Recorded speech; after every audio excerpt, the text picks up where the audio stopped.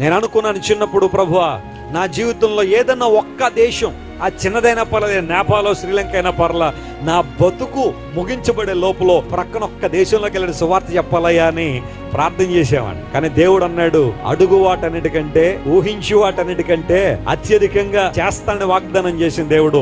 నేను ఒక్కటి అడిగాను, దేవుడు ఎప్పటికీ 75 దేశాలు తీసుకెళ్ళాడు. దేవుడు నా స్తోత్రం కలుగునుగా. దేవుని మహిమార్థం చెప్తున్నాను ప్రియులారా. ఏదో నా గొప్ప కోసం నేను చెప్పట్లా, నేనేదో ఇన్ని దేశాలు తిరిగాను చాలా గొప్పవాడని కాదు, నా దేవుడు గొప్పవాడని చెప్పడానికి ఈ మాట చెబుతున్నా.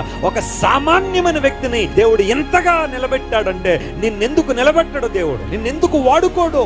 అధైర్యపడుతున్నావా, కలవరపడుతున్నావా, నీ పిల్లల భవిష్యత్తు కోసం ఏడుస్తున్నావా? అయ్యా మా ఇంట్లో కరువు ఉందయ్యా, మా ఇంట్లో క్షామం ఉందయ్యా, మా ఇంట్లో భయంకర పరిస్థితుల్లో నేను బాధపడుతున్నావా? పట్టుకో యేసయ్యని గట్టిగా. నోవహు ఓడలో సమృద్ధి ఉన్నట్టుగానే నీ ఇంటిలో, నీ జీవితంలో, నీ బ్రతుకులో, నీ తరతరాలు సమృద్ధితో దేవుడు నింపడానికి ఆయన ఇష్టపడుతున్నాడు ఈ రాత్రి.